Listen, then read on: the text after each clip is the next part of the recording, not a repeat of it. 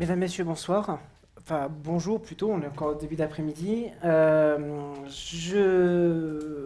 J'ai la chance de vous proposer aujourd'hui une conférence sur l'importance accrue de se protéger et de protéger ses équipements informatiques. Avant de commencer la conférence, je vais juste vous parler de quelques minutes de Tour Numérique, qui on est, pourquoi nous avons créé cette association et qui constitue Tour Numérique. Tour Numérique, c'est une équipe de techniciens, chefs d'entreprise locaux, Tours et l'agglomération, avec la même philosophie de partage des savoirs auprès du grand public comme des petites entreprises. L'objectif, c'est de créer des animations comme aujourd'hui. D'ailleurs, je remercie toute l'équipe de Tour Numérique ainsi que les participants bénévoles qui participent à ce week-end pour qu'on puisse vous proposer une animation de qualité et on va dire le plus professionnel possible. Aujourd'hui, nous avons tous un ordinateur, on a tous un smartphone et pour la plupart de nous des tablettes. Aujourd'hui, on n'a jamais été autant attaqué depuis plusieurs années. Donc aujourd'hui, moi je vais vous parler de différentes solutions de sécurité. Donc déjà, il y a la sécurité, on va dire, matérielle, comment protéger son installation, protéger ses données, se protéger sur Internet, nous en tant que personne, et la protection de nos futurs équipements, de nos équipements de demain, et puis quelques gestes à connaître pour éviter, j'ai envie de dire, les couacs ou les sinistres qu'on peut avoir. Donc les protections matérielles, je ne vais pas rentrer dans le détail parce que ça peut être un peu complexe, un peu technique, mais grosso modo, pour les utilisateurs de PC portables, il faut savoir une chose, c'est qu'un PC portable, c'est quelque chose de fragile. Beaucoup de gens pensent qu'un PC portable, c'est comme un PC fixe. Ça peut subir tous les chocs, ça peut être soumis à rude épreuve, alors que c'est totalement faux. Un PC portable est extrêmement fragile et il est nécessaire d'en prendre encore plus soin que votre ordinateur fixe. Pourquoi? Parce que l'électronique est miniaturisée, parce qu'il y a beaucoup moins de protection, il y a beaucoup moins de plastique ou de métal autour de votre ordinateur. J'ai arrêté de calculer le nombre d'écrans que j'ai changé d'ordinateur portable ou de disque dur. Parce que mon métier, pour ceux qui ne connaissent pas, je répare vos malades, je répare vos ordinateurs, je répare aussi vos bêtises. Non, mais si, il faut le dire. Il faut le dire. Mais on explique aussi. On explique pourquoi vous avez fait des bêtises et comment faire pour éviter de refaire des bêtises. Alors pour un PC portable, il y a quelques gestes à connaître. Et ça, je vous vois faire. Hein. C'est quand vous déplacez l'ordinateur portable, vous n'attendez pas que l'ordinateur soit éteint. Vous fermez le capot et hop, vous partez. Sauf que l'ordinateur, il n'a pas fini de s'éteindre. Et qu'il n'a pas fini son processus d'extinction. Ce qui fait que le disque dur, vous le déplacez et il est encore en train de tourner. C'est-à-dire que le disque dur, il se prend des coups. Alors vous allez me dire, ouais, mais c'est quoi un disque dur? Un disque dur, c'est comme un disque vinyle, où on pose un bras sur le bord du disque et ça tourne. Alors rappelez-vous de l'époque où vous aviez des disques vinyles et quand vous bougiez le bras ou le disque par malheur, la musique sautait et puis ça pouvait aussi rayer le disque. Bah là, c'est le même principe. Donc surtout, quand vous arrêtez votre ordinateur, attendez bien qu'il soit bien complètement éteint. Évitez de le faire fonctionner tout le temps sur le secteur, parce qu'en fait, dans votre ordinateur portable, vous avez une batterie. Et la batterie, même si la durée de vie est à peu près programmée à 2 ans et demi, plus vous allez le brancher en permanence sur le secteur, moins la durée de vie de la batterie va être importante. Mais quelque chose de bête, évitez de faire tourner, alors je pense plus aux jeunes là, évitez de faire tourner vos PC portables sur les couettes de votre lit, c'est pas terrible, parce qu'en fait, vous, c'est bien, vous êtes au chaud, mais votre PC, il a chaud aussi. Donc ça le fait surchauffer, et donc ça le fait de telle manière que le PC a une durée de vie beaucoup plus courte, puisqu'il engrange de la poussière, il engrange des pluches, et puis bah voilà, ça fait chauffer les composants à l'intérieur. Quelque chose de bête, évitez de manger à côté de l'ordinateur, parce que vous mangez, mais lui aussi, en fait, il mange en même temps. Un ordinateur portable a tendance à, dans le temps, à chauffer de plus en plus, ce qui est normal. À un moment donné, il va même vous dire, attention, j'ai trop chaud. Mais vous allez dire, mais attendez, je viens de l'allumer, j'ai rien fait. Oui, mais c'est qu'il a besoin d'être nettoyé. Donc un PC portable, ça se nettoie, ça se jette pas, c'est pas grand chose. Nous, on a l'habitude, on les ouvre, on les dépoussière, on refait ce qu'on appelle un joint thermique, et c'est reparti pour quelques années. Voilà. Un PC fixe n'a pas les mêmes, a un peu les mêmes problèmes que le PC portable, mais moins quand même. Je vois souvent des meubles de bureau qui sont très jolis, hein, qui a pas de problème, sauf que ça met le PC dans un petit placard qui est fermé, et le PC, bah, il étouffe. Parce qu'un PC, ça respire, hein, c'est comme nous, hein, et ça a besoin d'air. Donc en fait, il brasse de l'air chaud en permanence, donc il surchauffe. Voilà. Si vous êtes dans une zone à risque de coupure électrique ou d'instabilité électrique, investissez dans un onduleur. Un onduleur, c'est quoi? C'est une espèce de grosse batterie qu'on va mettre entre votre prise électrique et votre ordinateur. Et si vous avez des fluctuations électriques, ou si vous avez une coupure de courant électrique alors que votre ordinateur est en train de travailler ou de tourner, eh bien, la batterie va prendre le relais et va vous permettre d'éteindre proprement votre ordinateur. Ce genre d'équipement, grosso modo, vous en avez à tous les prix, mais des choses qui commencent à être intéressantes, ça commence à être à 80 euros. Ça peut éviter, par exemple, de griller le PC ou de perdre vos données. Parce que si vous avez une coupure de courant et que vous êtes en train de travailler, eh bien, vous avez un risque de perdre toutes vos données. Si vous avez de la moquette au sol ou un tapis, évitez de mettre l'ordinateur sur de la moquette ou un tapis. Parce qu'en fait, avec l'électricité statique, mais aussi la poussière que vous avez, la poussière, on a l'impression qu'elle est en permanence, mais en fait, dans l'air, mais en fait, elle descend. Donc en fait, votre ordinateur prend beaucoup plus de poussière quand il est au sol. Et en plus, comme c'est des équipements qui attirent l'électricité statique, ça attire la poussière. Voilà. Et puis, si vraiment vous êtes dans une zone, enfin dans un endroit qui est entre guillemets très poussiéreux, faut pas hésiter à le faire nettoyer pareil de temps en temps. C'est-à-dire, nous on a ce qu'il faut, on est équipé, on est capable de vous nettoyer votre ordinateur en quelques minutes. Donc là on a parlé matériel, d'accord? Chose bête, mais ça qui peut sauver votre ordinateur, mais aussi qui peut aussi sauver vos données. Mais il n'y a pas que ça. Il y a aussi des solutions pour mettre en place des solutions de sauvegarde. Pourquoi sauvegarder? Bah parce que, en effet, un ordinateur, ça ne dure pas éternellement. Un ordinateur, ça peut durer quelques années ou des fois quelques semaines, et le disque dur tombe en panne, et toutes les données que vous avez mis dedans sont perdues. Malheureusement, si vous n'avez pas prévu de sauvegarde de vos données, eh bien, vous perdez ces données. Vous perdez voilà, vos photos de famille, vos photos de vacances, vos documents Word. Et vous aurez beau à vous en prendre au technicien, hein. Le technicien, il y est pour rien. Lui, là, en général, c'est l'oiseau qui apporte pas forcément la bonne nouvelle en vous disant votre disque dur est en panne, malheureusement, je ne peux pas sauvegarder vos données, je ne peux pas récupérer vos données. Donc, il est préférable de mettre en place des solutions de sauvegarde. Une sauvegarde, c'est quoi? C'est une duplication de ce que vous avez sur votre ordinateur sur un autre support, comme par exemple un disque dur externe, des clés USB, ou si vous avez plusieurs ordinateurs à la maison, on peut mettre en place ce qu'on appelle un NAS. En gros, qu'est-ce que c'est? C'est un disque dur connecté à votre box et qui a accès à vos ordinateurs et qui va sauvegarder automatiquement. Si vous avez des questions pendant ce que je suis en train d'expliquer, il ne faut pas hésiter à m'arrêter et je réexplique et je réponds bien évidemment à vos questions.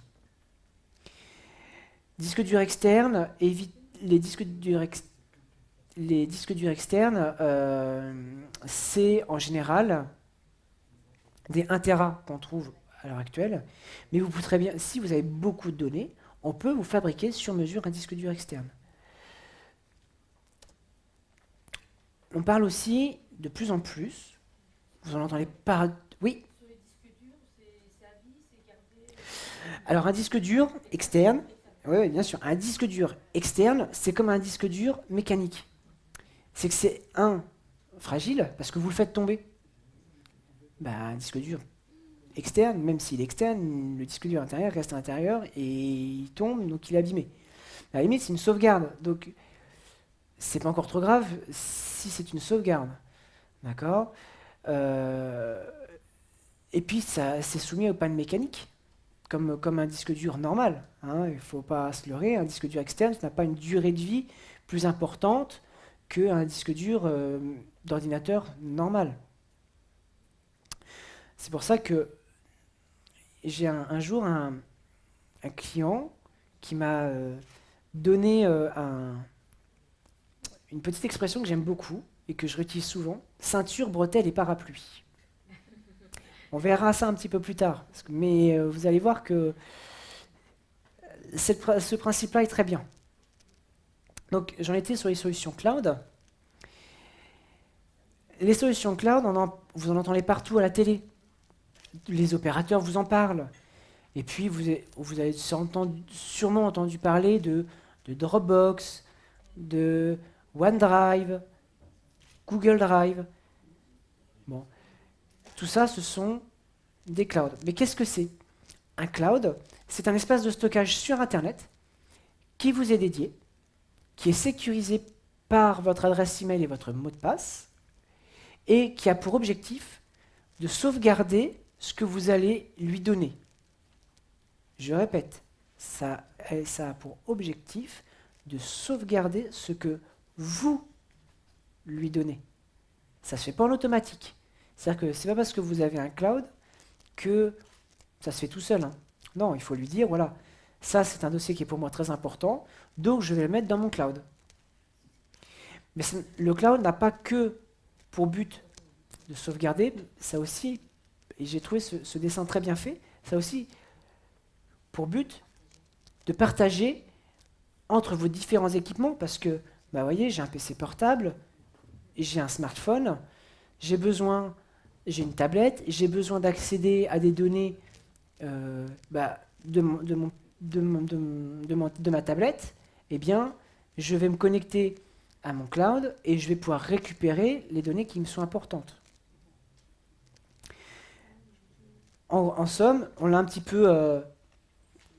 peu schématisé comme ça, et je trouvais cette image très intéressante. C'est-à-dire que tous vos équipements sont connectés avec un compte, et automatiquement, vos données, quand vous les mettez quelque part sur le cloud, automatiquement, elles arrivent sur les autres équipements. D'accord? Que ce soit PC fixe, comme mobile ou tablette. Donc tout à l'heure, j'ai donné les plus connus à un des clouds. C'est-à-dire, on a parlé de Google Drive, on a parlé de Dropbox, de OneDrive, et un qu'on ne parle pas beaucoup, c'est Ubique. Ubique n'est pas très connu. En France, ce n'est pas le plus coté. On a plus tendance à parler de ces trois collègues, on va dire. Ubique est européen, puisque c'est OVH qui s'occupe de Ubique. OVH étant un hébergeur de sites internet à la base. Et puis ils se sont développés et ils ont créé un espace cloud pour le grand public. Donc en somme, comment ça se passe? Eh bien, le principe de ceinture, bretelle et parapluie, rien ne vous empêche d'avoir des sauvegardes sur un disque dur externe et d'en plus d'avoir une sauvegarde de vos données sur un cloud. D'accord? Non, alors maintenant, oui, les opérateurs maintenant proposent des clouds. Vous avez Orange Cloud, SFR, Bouygues, je suis pas sûr. Mais voilà, les deux plus gros, c'est-à-dire Orange et SFR, vous proposent la solution cloud. Ça vous permet, en effet, j'ai envie de dire, de sauvegarder vos données de manière sûre quelque part. Et c'est surtout, ça vous permet aussi d'avoir l'accès à vos données à plusieurs endroits. Je vais quand même faire une petite parenthèse. Alors, il y a le problème de capacité. C'est-à-dire que, mais ça, c'est l'objet de la formation de demain. Euh, je vais faire une petite parenthèse, c'est-à-dire que OneDrive, Google Drive et Dropbox sont des services américains.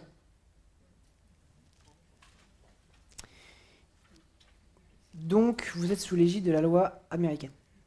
Alors, même si vous n'avez rien à cacher, d'accord, sachez-le, c'est que vos données peuvent être inspectées. Voilà.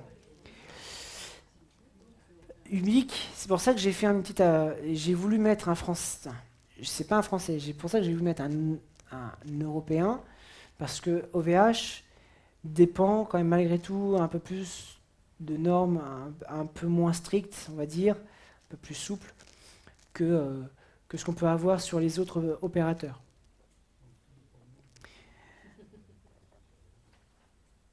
Donc, pour le moment, actuellement, alors je vais poser une question bête dans l'assistance, mais qui fait des sauvegardes?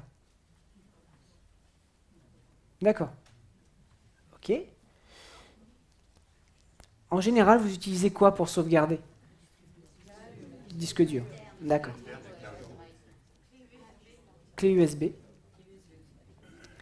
D'accord. Euh, euh, alors, ce que je voulais voir.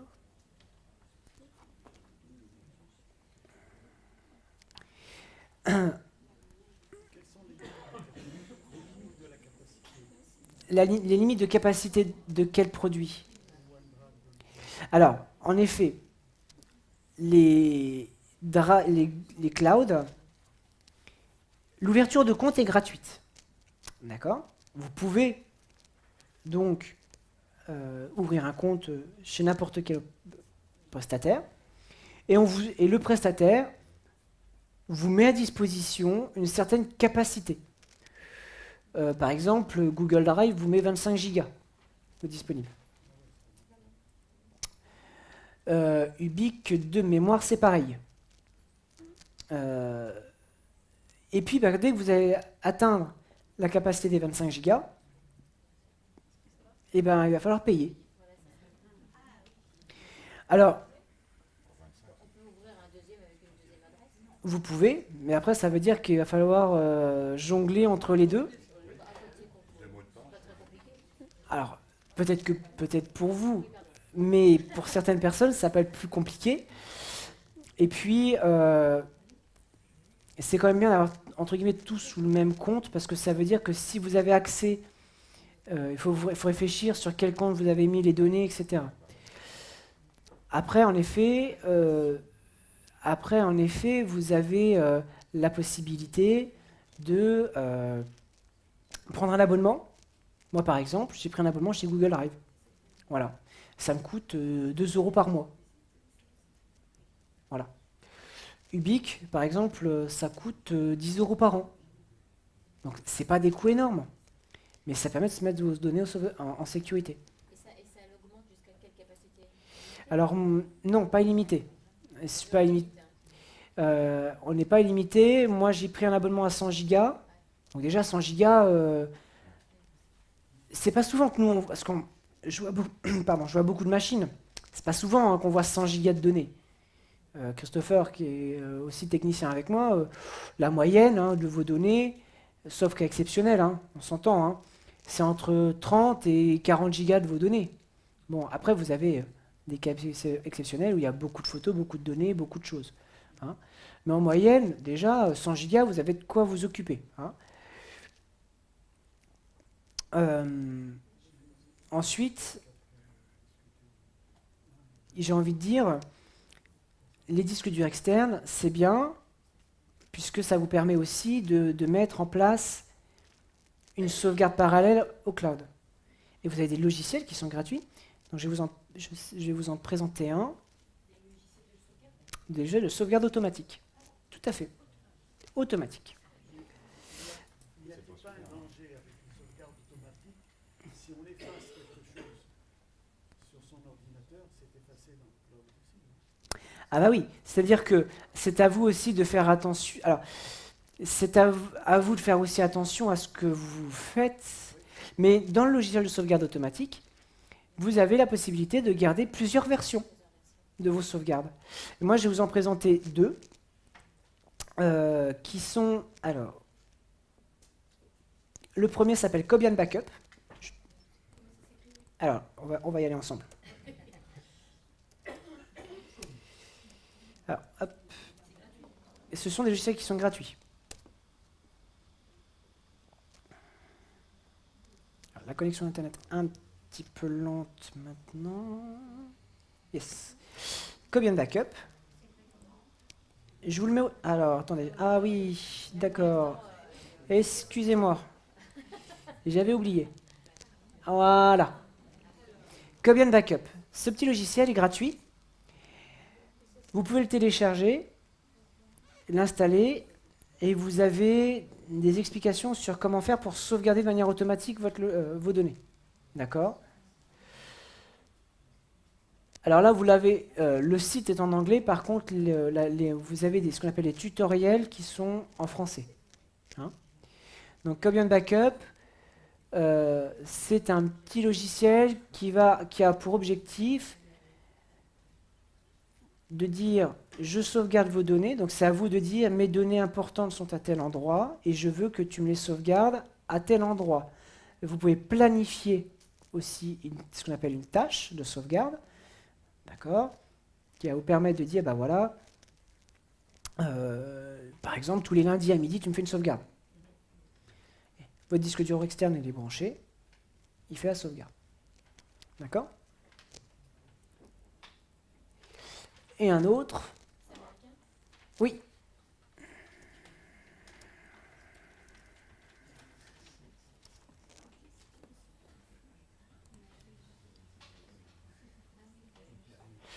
Hyperuse Backup. Et lui, ce qui est intéressant aussi, c'est qu'il gère aussi les sauvegardes automatiques vers le cloud.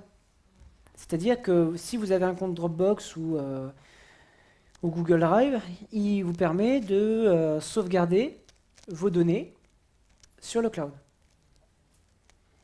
de manière automatique. Et c'est pareil, vous pouvez planifier votre sauvegarde, d'accord. Vous pouvez même être notifié par email comme quoi la sauvegarde s'est bien passée, d'accord. C'est un petit logiciel que nous on a redécouvert il n'y a pas très longtemps, parce que parfois on s'aperçoit que Cobian Backup nous pose quelques soucis. Donc c'est pas grave, on change le logiciel et on met celui-ci à la place.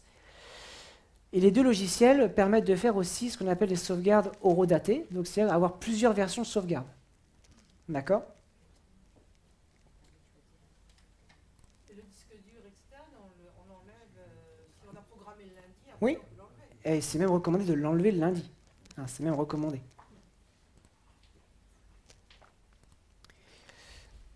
Je reviens à mon diaporama. Après, on parle aussi souvent, au niveau sauvegarde, d'accord, de clés USB, de CD. Oui, vous pouvez sauvegarder sur CD, mais sachez qu'on fait une sauvegarde sur un CD une fois, sauf si on prend des réinscriptibles, évidemment. C'est quand même plus long, plus contraignant, d'accord, ça va vous lasser.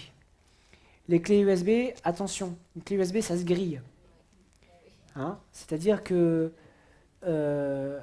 si vous allez sur un ordinateur qui a un problème électrique, mais ce n'est pas marqué dessus, hein, donc vous ne pouvez pas le savoir à l'avance, si vous avez un problème électrique sur un ordinateur, ou que vous la retirez la clé sans avoir désactivé, vous savez, en bas à droite, et vous risquez de griller la clé. Donc il faut bien faire attention. C'est bon pour vous, pour les sauvegardes? Ou est-ce que vous avez des questions par rapport à cette partie? Oui. Oui. Ouh là là.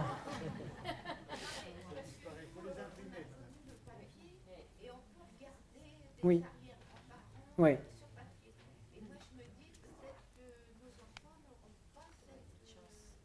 Il faut sur papier en noir et blanc. C'est vrai. Alors, ce que Madame disait, c'est qu'en effet, les photos, quelle est la durée de vie des supports de sauvegarde des photos? Enfin, pour mettre ces photos, c'est vrai. À une époque, on disait de mettre toutes nos photos sur CD et DVD, et puis de les regraver tous les 4 ans. Voilà. Aujourd'hui, vous avez le cloud, en théorie, ne perd pas vos données. Alors en théorie, hein, parce que dans la pratique, j'ai déjà du vécu sur le principe et voilà. Il y a eu quelques couacs et malheureusement, j'ai envie de dire, vous pouvez mettre ça sur le cloud, sauvegarder sur le cloud et après les diffuser à vos enfants soit par mail, soit sur des écrans de télé qui sont connectés maintenant, soit en effet continuer à faire cette méthode de sauvegarder sur des DVD. Et tous les 4 ans, c'est de regraver votre DVD donc en refaire une copie si vous préférez, pour refaire encore sur 4 ans. Il n'y a pas de solution entre guillemets éternelle. Concernant les disques durs externes, quelle est la capacité maxi dans ce type de... 6 Tera, C'est-à-dire 6000 gigas. 6 000 gigas.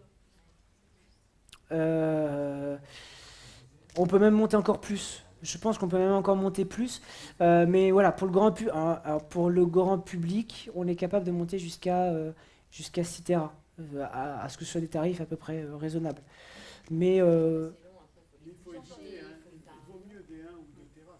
c'est pas encore trop ce problème-là.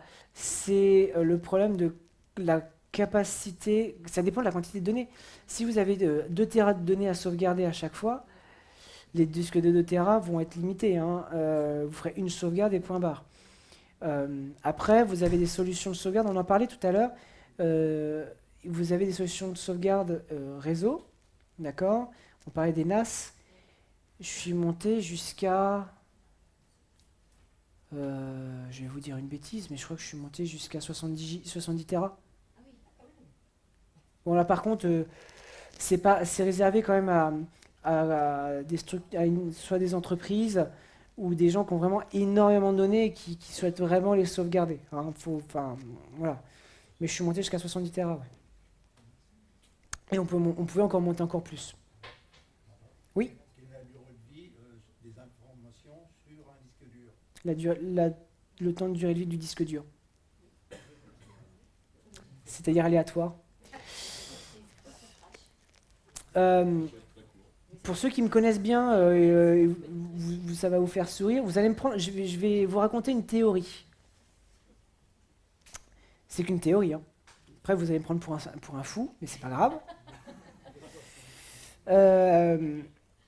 En 2011, il y a eu un tsunami en Thaïlande qui a fait une catastrophe humanitaire énorme, mais aussi une catastrophe économique, et encore d'autant plus pour nous, dans notre métier, puisqu'en fait, toutes les usines de fabrication des disques durs étaient là-bas.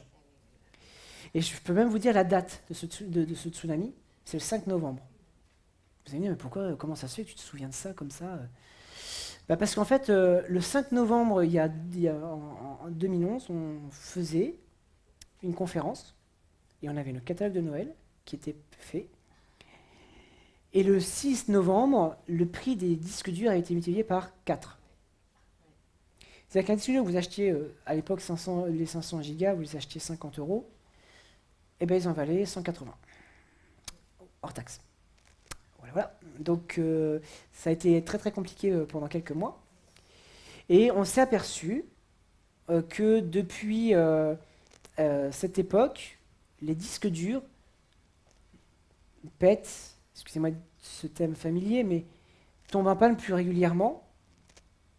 Les garanties des disques durs avant cette catastrophe étaient entre 3 et 5 ans. Maintenant, c'est 2 ans. Donc ça veut dire que peut-être que les disques durs sont moins fiables. C'est pour ça que j'ai préféré prendre un peu de temps, vous parler de sauvegarde, parce que n'ayez pas toujours confiance en votre ordinateur. Il a une durée de vie et il a quand même un organe qui est fragile, qui est le disque dur. Hein. Faut pas oublier ça. Les disques durs, les PC portables sont d'autant plus fragiles. D'accord? Donc il est vraiment important de protéger vos données. D'accord? Et de mettre ça sur des supports externes, quels qu'ils soient, ou des supports dématérialisés. D'accord?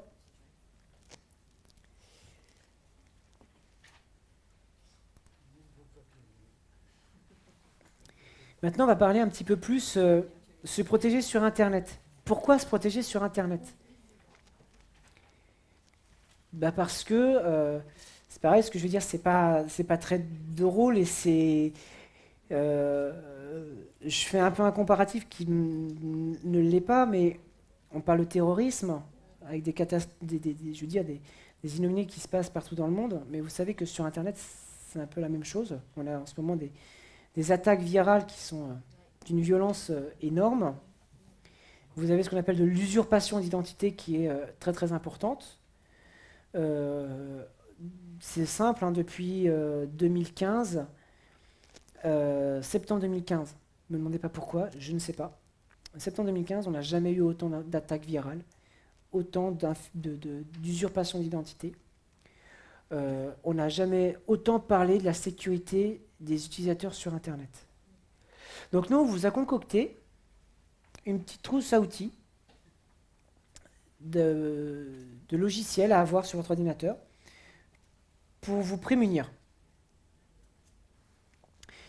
Je ne rentre pas trop dans le détail de certains logiciels, puisque demain, Christopher vous parlera des arnaques sur Internet, comment les éviter.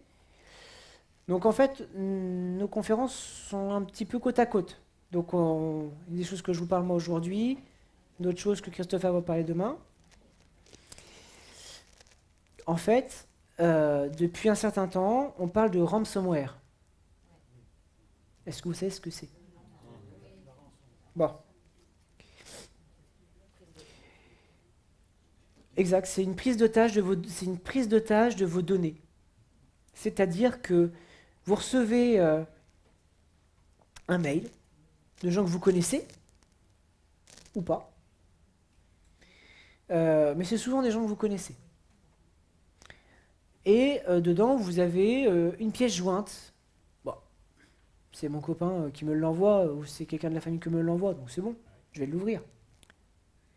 Vous l'ouvrez, quelques minutes après, votre ordinateur est inopérant. Toutes les données que vous avez sur l'ordinateur sont cryptées. C'est-à-dire que vos photos, vos documents, tout ce que vous avez téléchargé sur Internet, tout ce que vous avez créé sur ordinateur, c'est perdu. Ah puis là, vous pouvez m'appeler en me disant Sylvain au secours. Hein. Sylvain va vous dire, bah, vous avez une sauvegarde? Ah non, bah, c'est perdu. Moi, j'ai vécu ça, je l'ai vécu dans deux entreprises. Une, alors, il y a des parades hein, pour ce genre d'attaque qu'on a mis en place. Une qui fonctionne bien, puisque il y a les moyens de sauvegarde. On a pu restaurer à J-1, donc vraiment impeccable, à J-1 les données d'une entreprise. Voilà. Ils ont été attaqués. Et on va dire le fautif, c'était un de ces grossistes qui avait été lui attaqué.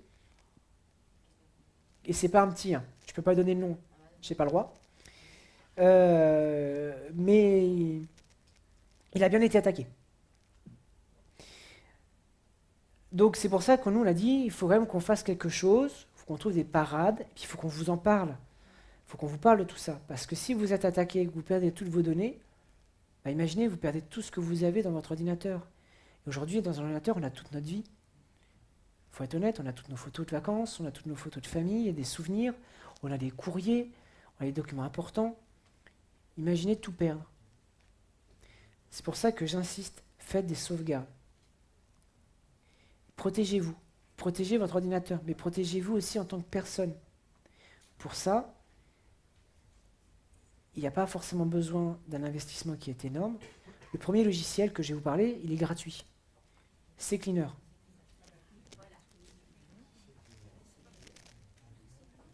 C'est Cleaner, c'est quoi? C'est un peu péjoratif ce que je veux dire, mais c'est un peu la femme de ménage de votre PC. Il va nettoyer tous les fichiers qui ne servent à rien sur votre ordinateur. Donc l'objectif, c'est de dire, bah voilà, il va analyser. Alors, ça se présente comment? Voilà, pour ceux qui ne connaissent pas, c'est Cleaner, ça se présente comme ça. Sur la gauche, il fait le calcul de tout ce que vous avez dans votre ordinateur. Donc ça, à la limite, pour les gens qui ne sont pas trop dans le domaine, à la limite, vous laissez par défaut, tel quel. Vous cliquez sur Analyser. Il va faire son analyse et il va détecter qu'il y a 72 mégas à supprimer. Et puis, c'est parti, nettoyage. Il nettoie. Et ça supprime ce que vous avez sur l'ordinateur. D'accord? Alors, rassurez-vous, hein, ça ne touche pas à vos données, ça ne touche pas à ce que vous avez dans documents, dans images, etc. Hein? D'accord? Ça ne touche que les fichiers, on va appeler ça des fichiers système, des fichiers temporaires, des fichiers internet, que vous n'avez plus besoin. D'accord? Et on peut récupérer, non? Récupérer quoi? Une fois que c'est effacé, c'est bon. Ah bah non, une fois que c'est effacé. Hein. Puis ça ne vous servira pas à grand chose. Hein, ça n'a pas d'intérêt de récupérer les fichiers. Est-ce qu'on peut éviter que ces cleaners suppriment les documents récents utilisés? Oui, bien sûr. La dernière fois que je l'ai fait, il m'a effacé toute... il a fallu que je reparte à la racine pour les... Non, alors c'est dans Explorateur Windows, parce que là c'est une version américaine. Hein. C'est Explorateur de Windows, vous décochez récent. Oui, d'accord. C'est tout. Tout simplement. Alors la version est gratuite. Oui. Mais moi j'ai l'impression que maintenant on avait le signal comme quoi je dois payer. Non, alors. Non, ils vous poussent, parce que évidemment c'est un logiciel gratuit, donc ils vont vous dire bah, ce serait bien que vous achetiez la version professionnelle, qui est un peu plus performante, qui va vous apporter plus de fonctionnalités. Non, non, la version gratuite, la version CCleaner gratuite, ça vous suffit pour vous, grand public. Après, en effet, si vous voulez plus de fonctionnalités, comme par exemple, il fait le nettoyage en automatique, c'est-à-dire que vous n'avez même pas besoin de le faire. Moi, je suis pas fan. Personnellement, j'aime bien contrôler ce que je fais, surtout là-dessus. Voilà, en effet, ils vont vous pousser à acheter la version. Mais non, vous pouvez très bien mettre à jour la dernière version et dire, bah, non, je veux rester sur la version gratuite. Et vous pouvez vraiment, il n'y a pas de problème. Quand on a une attaque d'ordinateur, comme Oui, ça, oui, est-ce que le disque interne de sauvegarde est concerné également? ça dépend par quel type de virus. S'il est branché. Alors, s'il est branché, et que vous êtes attaqué par un ransomware, ce qu'on parlait tout à l'heure, oui. Oui, ça crypte tout. Ça se pose même pas la question. Ça passe à travers le réseau. Ça même attaqué. On parlait tout à l'heure de NAS, tout à l'heure, des solutions de sauvegarde réseau. Ça pose pas de question. Hein. Ah oui. Donc, sauvegarde. Alors, madame avait une question. Oui, il y avait un souci à un moment sur la dernière version. Oui. Cleaner. On nous avait dit de ne pas l'installer. Tout à fait. Est-ce que c'est réglé, ça? Oui, là, ça vous pouvez passer. Maintenant, on est à 5.36, voire peut-être même 5.37. Le problème est réglé. C'est-à-dire que, en effet, la 5... Alors, je vais dire peut-être des bêtises, alors je vous prie de m'excuser, mais il y a une certaine version de CCleaner qui avait été attaquée, qui contenait un malware, un virus, en somme. Et donc, eh bien quand vous installez la mise à jour de CCleaner, vous installez en même temps le virus. Ce qui est pas mal. Hein. Voilà. Donc en fait, oui, ça a été réglé avec les nouvelles versions. Donc il n'y a pas de souci. Monsieur avait une question. Oui, comment s'assurer qu'on télécharge le bon logiciel, que ce soit pas un cheval de Troie? Alors, CCleaner, vous pouvez, il faut le télécharger sur le site de Piriform. Piriform. Piriform. R-I-F-O-R-M.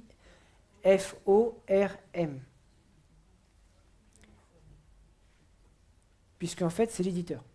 Il faut passer par l'éditeur. Dès que vous avez des logiciels à télécharger, vous passez toujours sur le site de l'éditeur. Vous êtes le plus tranquille possible. C'est vraiment la meilleure solution. Il faut connaître l'éditeur.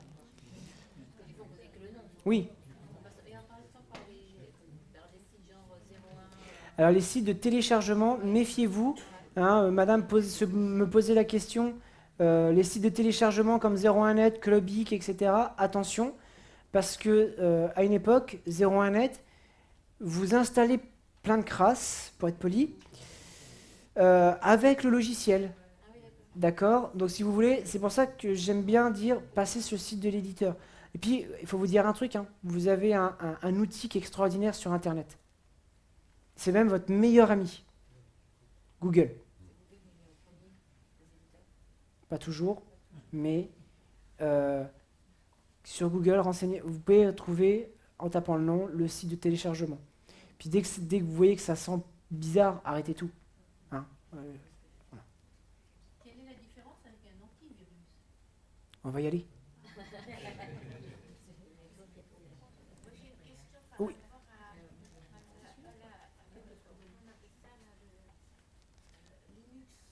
Alors Linux, oui. Linux, non, c'est un système. Alors Linux, pour expliquer ce que c'est un autre système d'exploitation, comme Windows, d'accord, qui est lui ce qu'on appelle open source, donc qui est gratuit. Et en effet, Linux n'a pas besoin de système de protection ni de système de nettoyage. Parce qu'en fait, c'est d'une stabilité incroyable et il n'y a pas d'attaque, ou très très peu d'attaques. À ma connaissance, j'en connais que 2 ou 3. Donc oui, c'est vraiment léger. C'est pas intéressant parce qu'il y a beaucoup moins de personnes qui utilisent. Linux se démocratise de plus en plus. Moi, par exemple, j'ai un PC, 2 PC sous Windows, le reste sous Linux. Voilà. Je abandonne de plus en plus Microsoft, tout simplement parce que c'est lourd. En effet, il y a toutes les mises à jour. Mais voilà, Linux est quand même destiné à des gens quand même qui maîtrisent bien l'outil. Hein, encore aujourd'hui, même si ça reste quand même assez accessible, ça reste quand même un peu technique. Madame avait une question. Vous parlez de Google, on a parlé de Quant, parce que Google est Oui. américain et Quant est français. Alors, Quant est un moteur de recherche français, tout à fait, mais qui n'a pas encore tout indexé et que les résultats, des fois, pour la même recherche, sont complètement différents. Bah, pour le moment, Google reste quand même le moteur de recherche, on va dire, le plus fiable dans les recherches. Mais en effet, Il a pas mal évolué quoi, sur les requêtes. il a bien évolué, mais il y a encore pas mal de travail à faire. Hein. Il est quand même un peu à la traîne, mais ça s'améliore, ça s'améliore. D'ici on va dire quelques années, on pourra en reparler. On pourra faire un atelier dessus d'ailleurs. Oui, dites-moi, madame. Je voulais savoir les critères retenus par CCleaner pour dégager les... En fait, CCleaner va aller chercher là où il y a des fichiers qui peuvent être supprimés automatiquement. C'est-à-dire quand vous faites l'analyse, automatiquement, lui, il va aller chercher là où il y a besoin que ce soit nettoyé. D'accord? S'il ne trouve rien, il va vous le dire, je trouve rien. Bon, ça m'étonnerait. J'ai jamais vu. Hein. Enfin, personnellement, Est-ce qu'on sait qui va supprimer? Sur le côté, Oui, d'accord. ici, sur le côté, vous avez ce que CCleaner, lui, par défaut, coche. Après, c'est à vous aussi de cocher ou de décocher si vous ne vous souhaitez pas. Hein, bien sûr. Hein? Par exemple, c'est plus simple de décocher les cookies pour ne pas avoir à rechercher. Ou est-ce que c'est dangereux de les laisser? Moi, je vous oriente de les enlever. Ah oui, les enlever. Il vaut mieux les enlever. Oui. D'accord. Un autre logiciel, oui, dites-moi. Pardon, c'est quoi les verts? On y va justement. Malwarebytes, c'est un anti-malware, un anti-espion, un anti-vert. D'accord? C'est un complément de votre antivirus, quel qu'il soit. Il est gratuit, lui aussi. Évidemment, vous avez la version payante. D'accord?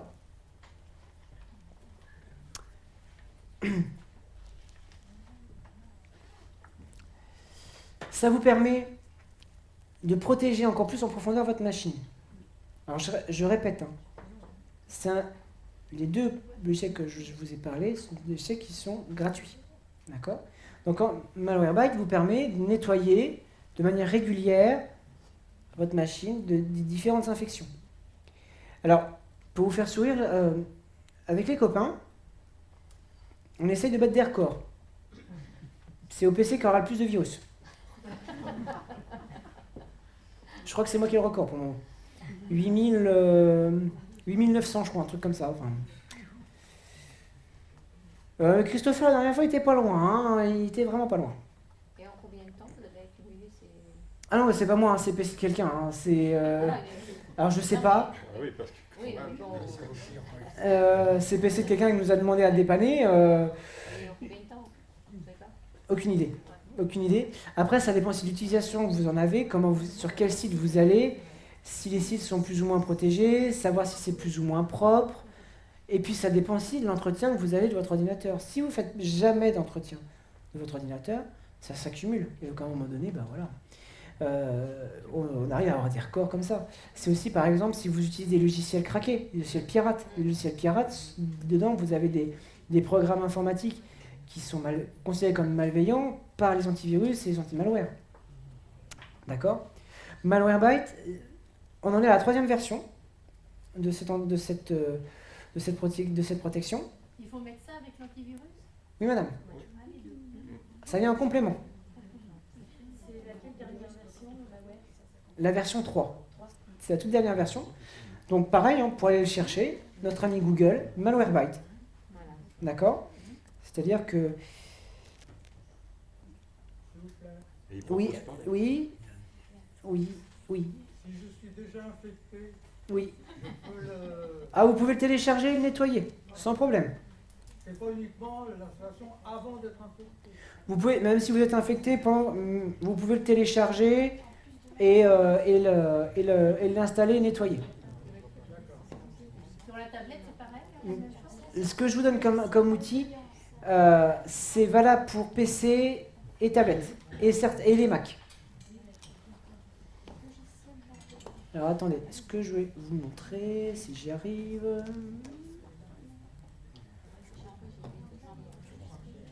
Il se met pas automatiquement à jour.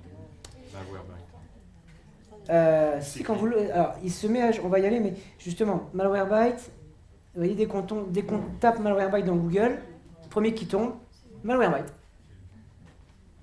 Voilà. Et donc, C'est la dernière version automatiquement? oui, ils essayent de mettre les dernières versions sur le site internet. 10 mai 2017. Voilà. Est-ce qu'il y a un souci s'il y a eu des choses déjà installées dans l'ordinateur, si on le remet en plus?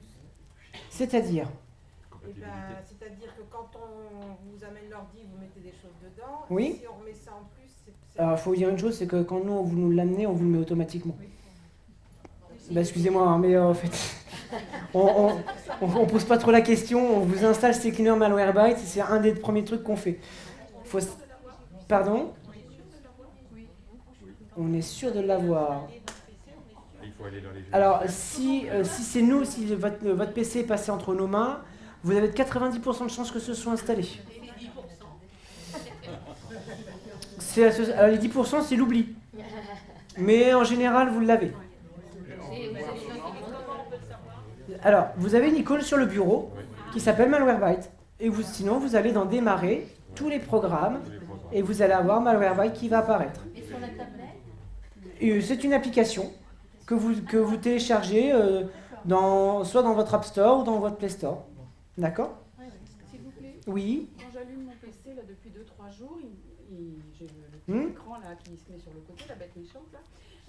D'accord? Il dit il vous reste 5 jours, 4 jours. Oui, 3 parce jours, que puis vous j'ose êtes sur la pas version... toucher. Ouais, vous Et êtes puis sur là, la... ce matin, il me dit une journée, je sais pas quoi faire. Je l'ai- Conservez la version actuelle.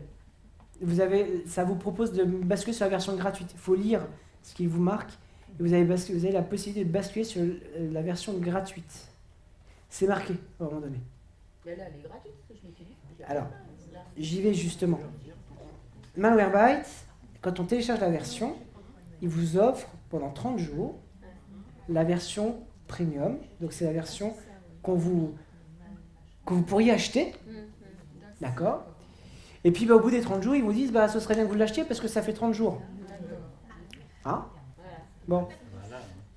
Donc voilà, Malwarebytes, ça se présente comme ça. Donc, pour répondre à la question, quand vous avez le petit panneau qui apparaît en bas à droite, vous lisez, vous avez trois possibilités, vous avez resté sur la version gratuite. Voilà, c'est tout. Et vous cliquez sur OK et il s'occupe de tout. Vous n'avez rien à faire. Donc, Malwarebytes, ça se présente sous cette forme-là. Quand vous lancez Malwarebytes, la version 3, automatiquement, il se met à jour. Vous n'avez pas de mise à jour à faire, automatiquement. Alors, il peut être un peu long au démarrage. Je m'explique. Quand vous avez double-cliqué sur l'icône, Malwarebytes, vous allez dire, ça marche pas. Si, ça marche. Mais attendez, il est en train de charger, il est en train de vérifier la mise à jour, il est en train de voir s'il ne faut pas la télécharger. Et à ce moment-là, il vous lance Malwarebytes. D'accord? Et là, il se met à jour. Ou il vous propose de le mettre à jour. Donc à ce moment-là, vous mettez à jour. Une fois que vous avez fait votre mise à jour, vous cliquez sur Analyser maintenant, ici. Et quand vous cliquez sur Analyser maintenant, ça vous donne un écran de ce type-là. Et donc là, vous voyez en haut un certain nombre de processus. D'accord? Donc vous voyez, on en était sur rechercher les mises à jour. Donc ici. Puis au fur et à mesure, il avance. Et le score est là. Vous savez, le score à qui on aura le plus. Moi je dis ça. Et si on en a, là, alors qu'est-ce qu'on fait? Ah bah, si on en a, qu'est-ce qu'on fait? Eh ben, c'est l'écran d'après, madame. Si on en a, qu'est-ce qu'on fait? Vous cochez la case tous en haut et supprimer. D'accord? Et ça vous les supprime. Est-ce qu'il n'y a pas un risque de conflit entre plusieurs logiciels qui font la même chose si jamais des logiciels... Alors, il y a certains antivirus qui sont un peu casse-pieds. Ce qui fait que malware, là, la trousse à outils que je vous donne aujourd'hui, vous n'êtes pas embêtés. D'accord? Par contre, en effet, vous avez d'autres anti-espions qui existent sur le marché qui peuvent être incompatibles avec certains antivirus. C'est pour ça que je ne préfère pas trop vous en parler, parce qu'en effet, il y a des anti-espions que nous on utilise pour taper un peu plus fort quand le ménage régulier ne suffit pas, ou les antivirus, ils nous aiment pas trop, parce que nous, on utilise des logiciels beaucoup plus agressifs. Alors comme quoi, alors là, je peux vous citer la liste, mais quand on dit aux gens, vous savez, un vrai nettoyage dure entre 4 et 5 heures, c'est que on n'utilise pas qu'un logiciel de nettoyage. Moi, le maximum que j'ai eu en nettoyage, c'est 3 jours. Parce qu'il y avait énormément de données, et puis que le PC était tellement infecté que, voilà. Et on ne pouvait pas le réinstaller parce qu'il y avait des logiciels qui étaient dedans, vous n'avez pas le choix. Hein. C'était vraiment, on ne pouvait pas faire autrement. Donc si on vous suit, il faut déjà désinstaller ceux qui sont installés pour... Pas forcément. Pas forcément. Vous utilisez quoi actuellement? Ah oui, bon. Très bien. Alors celui-là, je ne le connais pas. Mais vous pouvez essayer de désinstaller. Non, blague à part. Je ne sais pas. Le vendeur à qui je l'ai acheté m'en a installé. Bon, je n'ai pas mémorisé ce D'accord. qu'il a installé, mais j'ai possibilité de le retrouver. D'accord. Alors, attention, ça c'est un anti-espion, ce n'est pas un antivirus. D'accord? C'est-à-dire que ça vient en complément de votre antivirus. On n'en a pas parlé encore. Et bien ça c'est un antivirus. C'est incompatible puisque c'est un antivirus, ce n'est pas un anti-espion. D'accord? Il fait, mais pas complètement. Donc il n'y a pas de problème de compatibilité entre les deux. Alors, on en parle depuis tout à l'heure des antivirus. Alors là, on va y venir. On va peut-être les voir. Hein. Un antivirus. Alors, je vais hérisser le poil un peu à certaines personnes. Ah oui, Avast. Je ne suis plus pour les antivirus gratuits. Depuis le mois de juin dernier, je pousse un peu gentiment les gens en leur faisant comprendre que c'était pour leur sécurité de prendre un antivirus payant. Pourquoi ? Parce que gratuit, il n'est pas toujours à jour, il laisse passer des choses que les payants nous bloquent, les payants apportent des fonctionnalités supplémentaires, d'accord ? Que les gratuits font leur job simple d'antivirus, mais si vous allez sur des sites internet et qui sont potentiellement contaminés et que vous allez dessus, l'antivirus va vous dire c'est bien. Voilà. En fait, les gratuits, si vous n'êtes pas un peu plus féru et que vous ne faites pas forcément attention, vous avez plus de chances d'avoir une attaque. On parlait tout à l'heure des ransomware. Les gratuits, ça passe comme dans du beurre. Alors là, pas de problème. Alors là, vous pouvez y aller, ça se fait tout seul. Alors qu'un payant va dire stop, on va arrêter, lui je le sens pas, je le bloque. D'accord ? C'est surtout que les antivirus payants sont plus souvent à jour. Alors attendez, qu'on s'entende bien sur les antivirus payants et les antivirus gratuits. Avast, même si vous l'achetez, pour moi, il me reste un gratuit. Parce que c'est les mêmes bases virales. D'accord ? C'est-à-dire que Avast, ils mettent à jour la base virale du lundi, le lundi, pour les payants, mais pour les gratuits, vous l'avez peut-être le mercredi, voire le jeudi. D'accord ? Donc vous avez un décalage dans le temps. Et puis, c'est surtout que vous n'avez aucune assistance. C'est-à-dire que, ce qu'il faut savoir, c'est que quand vous prenez un antivirus payant, vous avez une assistance. Et même nous, on en a besoin. C'est-à-dire que même nous, on est baigné dedans toute la journée. Et parfois, ça nous arrive d'appeler l'assistance technique des antivirus qui sont plus au fait que nous, parce qu'ils ont des labos d'analyse antivirus en permanence, qui savent de quoi ils parlent, et on leur dit, voilà, j'ai un doute sur ça, sur ces ransomware, pour ne pas les nommer encore, est-ce que je peux vous l'envoyer ? Ouais, pas de problème, vous nous l'envoyez sur le serveur sécurisé, et on vous dit si vous pouvez le décrypter ou pas. Parce que ça aussi un peu l'idée, c'est de pouvoir décrypter les fichiers. Donc, un antivirus payant, c'est pas une économie. C'est pas une économie. C'est-à-dire que si vous basculez sur... pour moi, un gratuit, c'est pour quelqu'un qui utilise son ordinateur une fois par semaine, à la limite, pourquoi pas. D'accord ? Dès que vous allez faire une utilisation quotidienne de votre ordinateur, le payant, c'est bien. Vraiment. Aujourd'hui, moi, je milite à la base pour ce que j'appelle l'open source et le gratuit. Là où je suis plus d'accord, c'est quand ça commence à jouer pour vous, à jouer sur vos données et sur vous, parce que vous faites vous sur Internet. D'accord ? Parce qu'un antivirus gratuit ne va pas forcément contrôler vos comptes bancaires. Quand vous êtes sur votre site bancaire, il ne va pas forcément le protéger. D'accord ? Alors que des antivirus comme Kaspersky, Bitdefender ou Dr Web proposent des solutions de protection des sites sécurisés, des sites bancaires. Alors voilà, j'ai sorti, on ne va pas tous les détailler, j'ai sorti un petit palmarès que j'ai trouvé sur Internet qui date de 2017, qui a été trouvé des différents antivirus.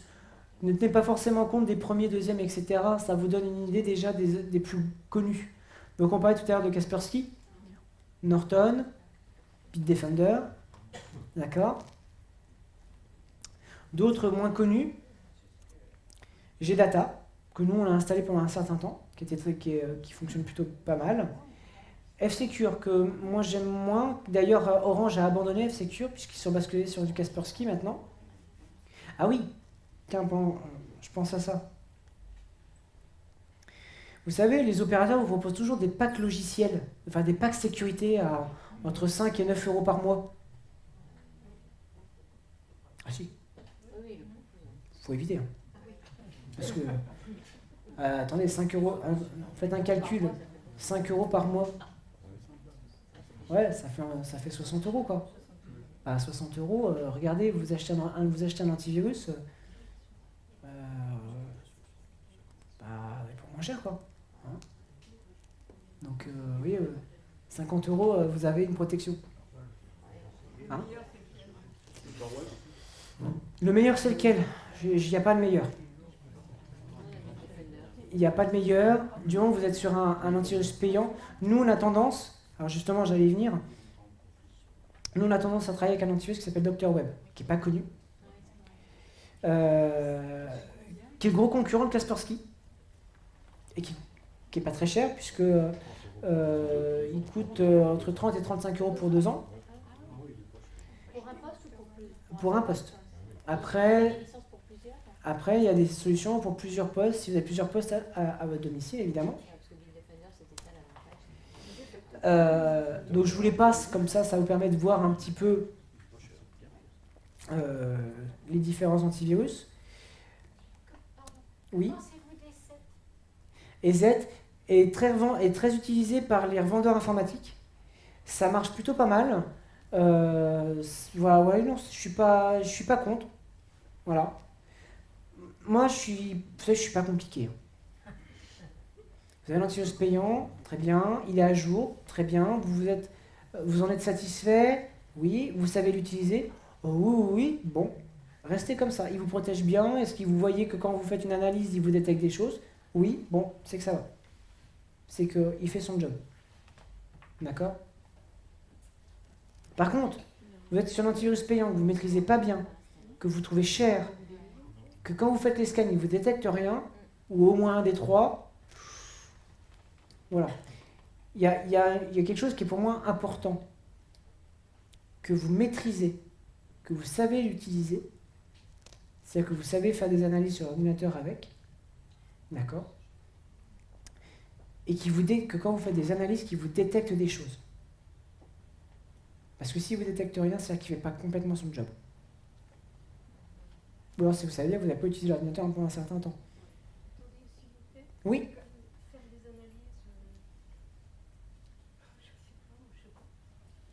Bah oui, un antivirus, il faut...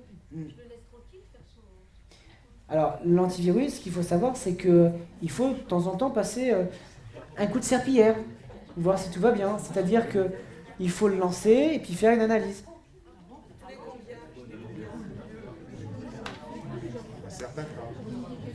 Alors, j'ai des gens qui sont plutôt cool et qui disent bon, une fois par mois, c'est bien. Oui, une fois par mois, c'est bien. Puis j'ai des gens toutes les semaines. Bon, alors là, il y a un peu d'abus. Voilà.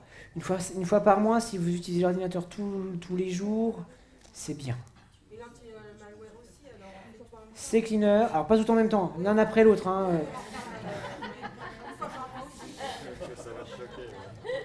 Parce que là, le PC, je suis pas sûr qu'il subisse là, je suis pas sûr là, sur le principe.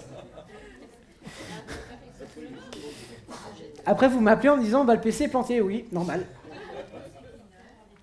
Non, faites d'abord CCleaner, ensuite Malwarebytes, et par la suite Dr Web. Ou votre antivirus. Oui. Quand vous installez un PC, vous mettez lequel?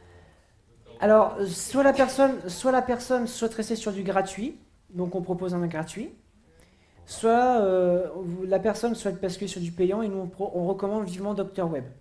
Mais on a eu le cas de Kaspersky il n'y a pas très longtemps. Voilà. Donc si vous m'avez rien dit, c'est que vous avez installé un gratuit. Oui. Nous, voilà. Alors après, ça dépend. Ça faut regarder sur la facture, c'est marqué dessus, obligatoirement, de toute façon. Hein. Mais si on vous en a pas parlé, c'est qu'on vous a basculé sur un gratuit. D'accord. Et c'est lequel? Ah bah là, je vous cache pas que madame, je me rappelle. C'est lequel? Ça, c'est pas bien. Ça. En gratuit, on peut mettre soit Avira, soit Panda. Panda, ouais. Avira ou Panda.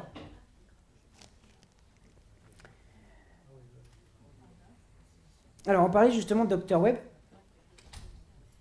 Alors, pourquoi on recommande Dr Web? C'est parce qu'en fait, quand on installe Dr Web, déjà, il va faire une analyse de votre ordinateur, il va savoir un petit peu ce qui se passe. c'est un antivirus qui n'est pas trop lourd, parce que c'est ça le problème, c'est que les antivirus qu'on achète à l'heure actuelle, c'est des usines, hein. Et ça pompe de la puissance, hein. Je sais que par exemple, Norton prend entre 20 et 30% de puissance sur votre machine, donc qui est quand même relativement important, hein. Ce qui est aussi intéressant, c'est qu'il est compatible multi-support. C'est-à-dire que vous pouvez l'installer sur la tablette, sur le smartphone. Ce qui est intéressant aussi, c'est que Dr Web, ils ont leur propre labo d'analyse. D'accord? C'est-à-dire qu'ils ont leurs propres moyens de détection et de traitement des programmes malveillants. Ce qui est relativement rare, hein, pour qu'on ait un antivirus.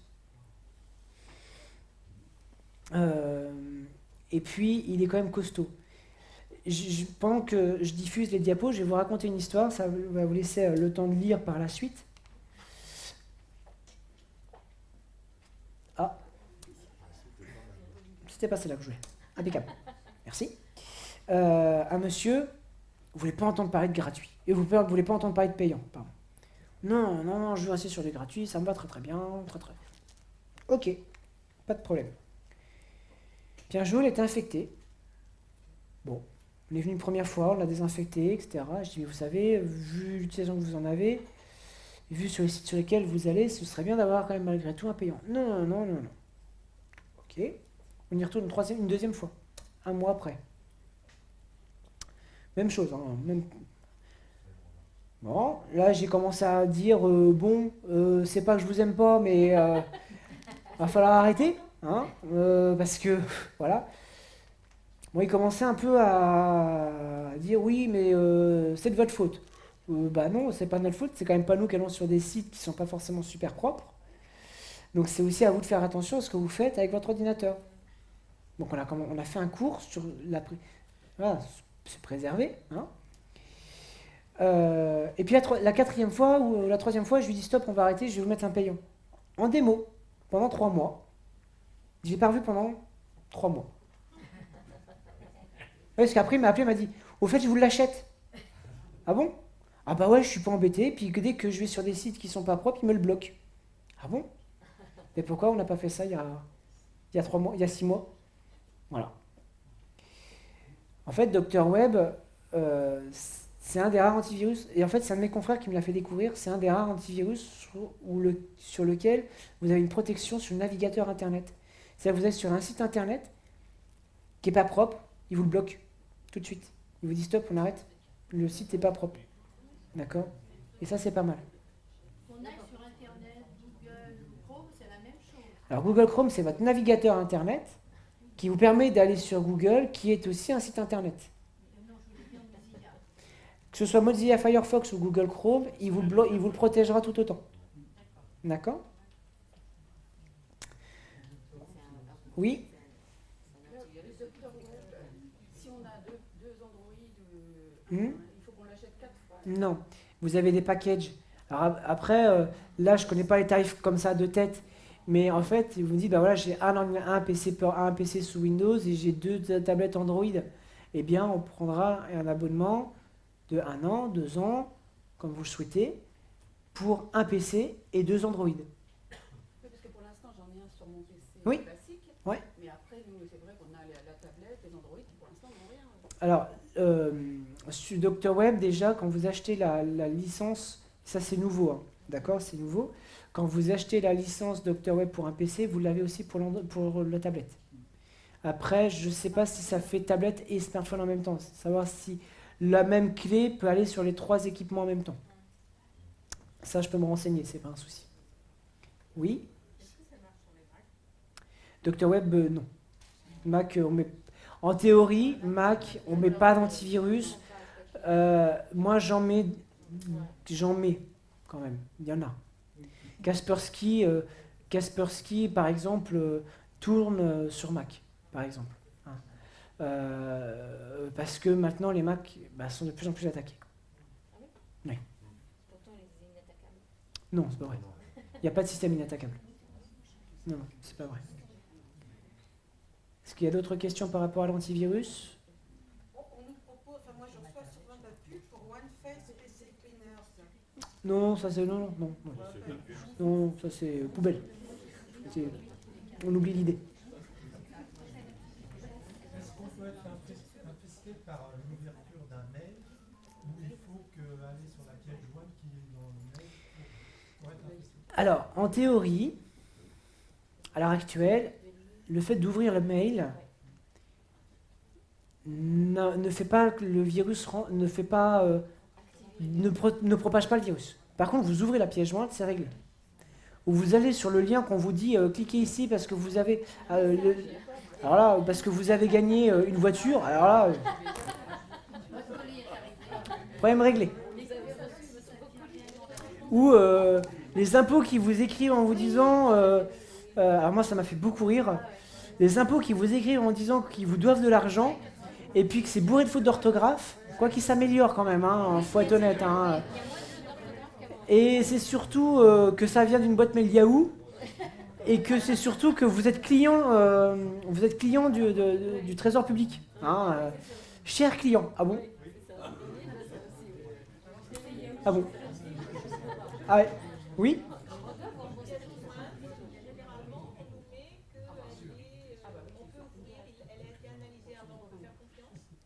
Alors ça, c'est l'expéditeur qui vous dit, et c'est souvent Avast qui fait en bas de sa signature, qui met en bas de la signature comme quoi la pièce jointe qui a été envoyée est propre. D'accord? C'est souvent l'expéditeur, ça vient de l'expéditeur. C'est souvent comme ça. Après, ça, moi voilà, c'est bien d'avoir aussi l'antivirus qui tourne derrière en disant halt. Et justement, les antivirus payants analysent les logiciels de messagerie. Hein. Donc c'est pas plus mal d'avoir ce genre de protection. D'autres questions ou je peux avancer? Les protections de demain. Enfin, les protections de nos outils de demain. Ah oui, on parle de maisons connectées au-dessus, à l'étage. La domotique, voilà. En quelques mots, on va rendre vos maisons autonomes pour vous rendre la vie plus facile. On va vous mettre des outils au quotidien qui vont être connectés en permanence à Internet, qui vont scruter vos faits et gestes et qui vont aussi être là pour vous aider dans votre quotidien. Sauf que ces outils, malgré tout, restent quand même attaquables. Hein. Donc oui, à terme, on va avoir, je vais grossir le truc, mais on va avoir des antivirus pour ce genre d'équipement. D'accord? C'est un petit peu gros ce que je dis, mais on va avoir des systèmes de protection supplémentaires pour protéger nos maisons. Alors on en a déjà, hein. C'est-à-dire que des caméras de vidéosurveillance déjà protègent nos habitations. Déjà, c'est un truc bête. Mais il faut aussi protéger notre installation informatique. Il faut protéger aussi notre frigo connecté, notre chaudière. À terme, il faudra prévoir des solutions de sécurité. Et ce sera un vrai métier. C'est-à-dire que sécuriser, et c'est déjà un vrai métier à l'heure actuelle. Hein, dans les entreprises, vous avez des experts en sécurité informatique. D'accord? Parce qu'aujourd'hui, c'est devenu tellement, j'ai envie de dire, la jungle sur Internet, que il faut se protéger. Donc en effet, demain, nos maisons qui seront connectées auront aussi des systèmes de protection. Mais ça, si vous voulez en parler plus, Guillaume Tessier, qui est à l'étage, objet domotique, pourra vous parler de votre maison de demain, pourra aussi vous parler de ce qui va arriver aussi comme système de protection pour votre maison et pour vos équipements. Pour finir, quelques gestes simples. On parlait tout à l'heure de messagerie. Vous recevez un mail que vous ne connaissez pas, vous ne l'ouvrez pas. C'est-à-dire qu'un mail qui vous semble un peu bizarre, en disant « vous avez gagné », oui, c'est bien, poubelle. Voilà. Aujourd'hui, les messageries que nous avons sont les prestataires nous fournissent des boîtes mail de plus en plus sécurisées. D'accord? Et c'est même presque des fois trop contraignant. C'est-à-dire que même nous, en tant qu'utilisateurs, compte tenu qu'ils mettent en place des systèmes de sécurité, on ne peut même plus envoyer de mail. On ne reçoit pas les mails des autres. Voilà, donc ça c'est un petit peu plus gênant, parce que quand on attend des documents importants, c'est un petit peu compliqué. Nettoyez régulièrement votre ordinateur. Vous avez 2 outils gratuits, donc CCleaner et Malwarebytes, qui sont là pour vous aider. Faites des sauvegardes régulièrement. C'est-à-dire que protégez vos données. Protégez-vous aussi sur Internet. Regardez toujours que vous soyez bien en HTTPS quand vous êtes sur un site marchand, quand vous êtes sur un site bancaire ou assurance, la sécurité sociale, etc. C'est un gage de sécurité. Au moins, vous êtes sûr que derrière, le site est sécurisé. D'accord ?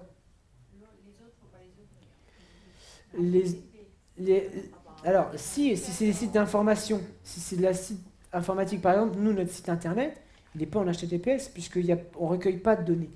D'accord ? On vous donne de l'information. D'accord ? Si on veut acheter par exemple et puis qu'il n'y a que HTTP, il faut pas. Exactement. D'accord ? Oui ? J'ai acheté un disque dur, mais je me suis pas servi. Est-ce qu'il s'use? Non ?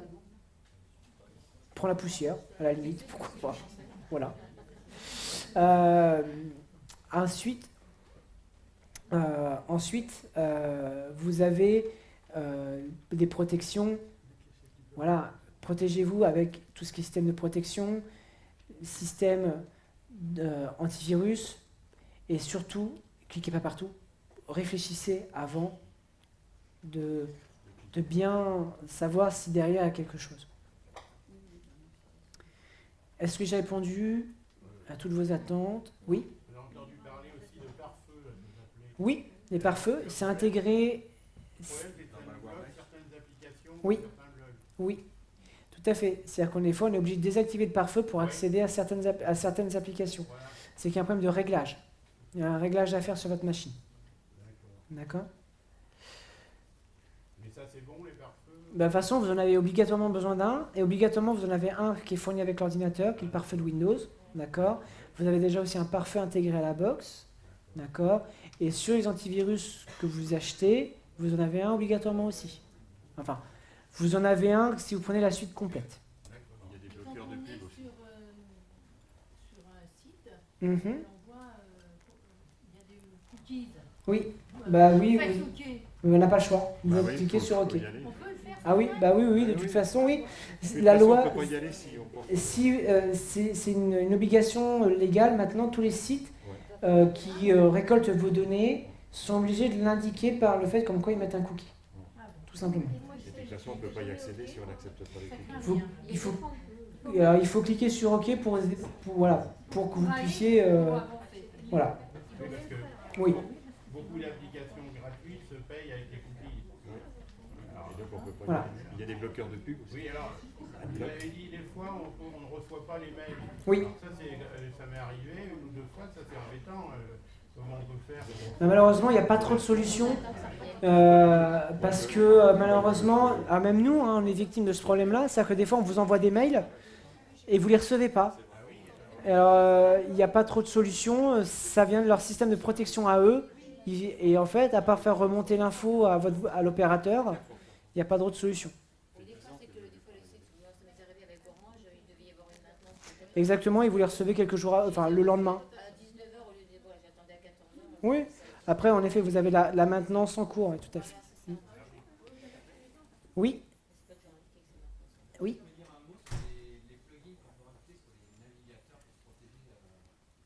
Alors oui, alors ça fera plus partie de la conférence de demain avec Christopher, mais oui, vous pouvez rajouter des plugins pour vous protéger. Donc par exemple, le plus connu, c'est AdBlock, qui permet de bloquer les pages publicitaires. Vous avez aussi certains antivirus qui rajoutent des plugins dans les navigateurs pour vous protéger encore mieux. Voilà.